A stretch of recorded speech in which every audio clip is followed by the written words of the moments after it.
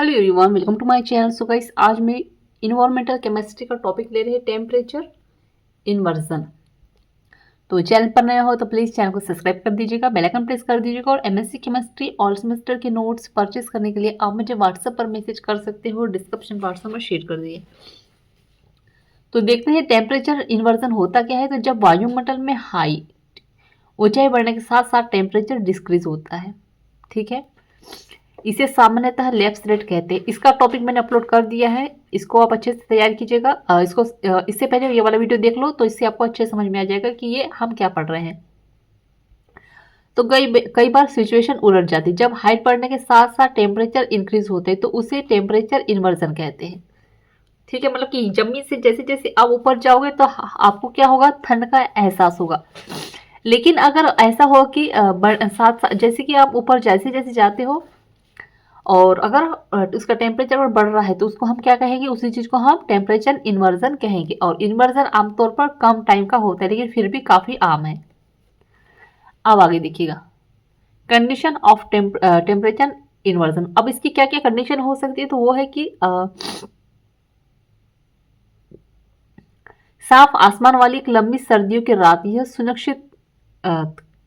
सुनिश्चित यह करता है कि बाहर निकलने वाली गर्मी अंदर आने वाली गर्मी से ज्यादा हो।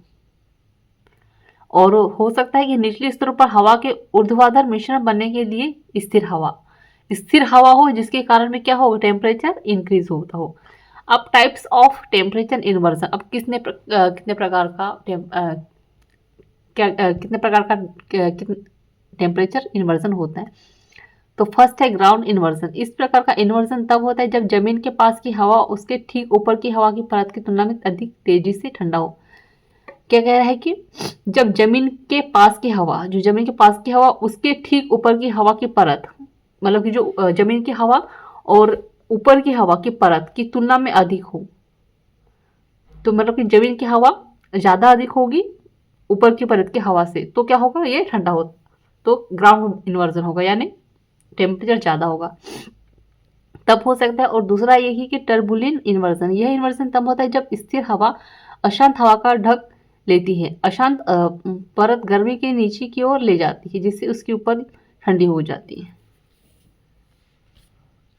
तो ये मतलब कि हवा अगर बंद हो तो उस वजह से भी ये क्या हो, टर्बुलेंट इन्वर्जन हो सकता है।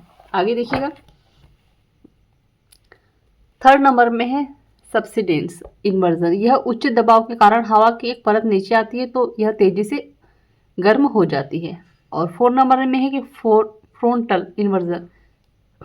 जब गर्मी और ठंडी की हवा की धाराएं मिलती है तो घनत्व के अंतर के कारण ठंडी हवा गर्म हवा को ऊपर उठाती है, तो इस वजह से भी हो सकता है। अब है टेम्परेचर इन्वर्जन इफेक्ट।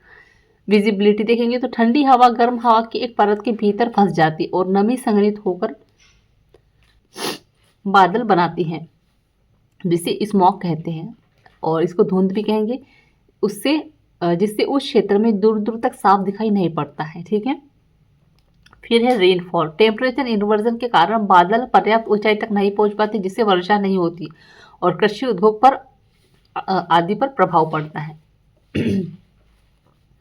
फिर है थंडरस टोर्म्स एंड टेरेंडस, आंधी तूफान और तूफान।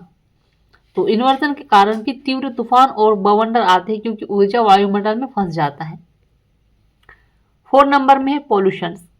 धूल धुआं और प्रदूषण कण कन्वर्जन के कारण शोभमंडल में फंस जाते हैं और वे एक दूसरे के साथ प्रतिक्रिया करके ऐसे केमिकल बनाते हैं जो शरीर के, जो हमारे लिए हानिकारक होते हैं, जिससे सांस लेने में दिक्कत होती है। तो ये था इन्वर्जन के टाइप्स, इफेक्ट्स वगैरह। तो इसको भी काफ़ी इजी सा टॉपिक है। आई होप आपको अच्छी समझ में आ गया होगा। तो प्लीज़ चैनल को सब्सक्राइब कर दीजिएगा, बेल आइकन प्रेस कर दीजिएगा। और एमएससी केमिस्ट्री ऑल सेमेस्टर के नोट्स परचेस करने के लिए आप मुझे व्हाट्सएप पर मैसेज कर सकते हो, डिस्क्रिप्शन व्हाट्सएप पर शेयर कर दिए। Thank you.